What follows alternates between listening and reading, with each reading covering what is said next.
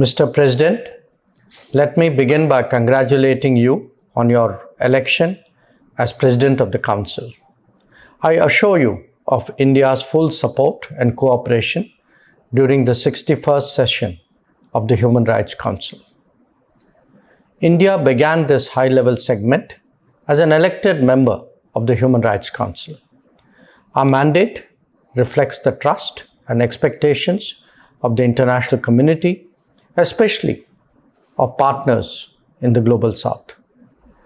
As the world's largest democracy, India remains firmly committed to working with all members and observers to promote and protect all human rights for all people on the basis of equality, openness, and respect. Mr. President, for us, human rights are not abstract ideals, but an integral part of our civilizational ethos of Vasudhaiva Kutumbakam that sees the world as one family. We firmly believe that the deliberations in this Council must translate into tangible improvements in the daily lives of the most vulnerable, transcending statements and resolutions. In recent years, the devastating impact of the pandemic, climate change, geopolitical tensions, and economic stress have exacerbated existing inequities. For many communities, these translate into lost years of schooling, pressures on food and fuel security, and mounting debt burdens.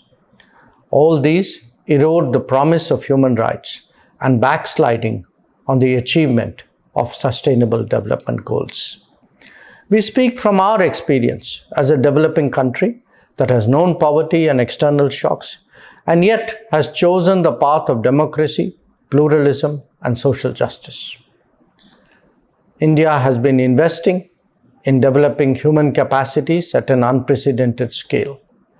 Our digital public infrastructure, DPI, including digital identity, interoperable payments, and inclusive service delivery platforms, have enabled hundreds of millions to access welfare benefits, financial services, and public schemes with transparency and minimal leakage. Our DPI experience has also been shared as a global public good with our partners, reaffirming that technology can and must be a force multiplier for human rights, not a new fault line. Mr. President, in a world marred by conflict, polarization, and uncertainty, India seeks to find and expand common ground. We have consistently underlined dialogue over confrontation, consensus over division, and human-centric development over narrow interests. Our vision is rooted in the understanding that the insecurity of any region or the marginalization of any group eventually undermines the rights and well-being of all. India approaches this Council with the conviction that human rights are best advanced through dialogue, capacity building, and genuine partnerships, and not by politicization, selectivity, or double standards. Over the years, India's humanitarian outreach has been guided by empathy rather than just geography. Whether through disaster relief, medical supplies, vaccines, food grains, or development partnerships, India has been a dependable partner of first resort for many.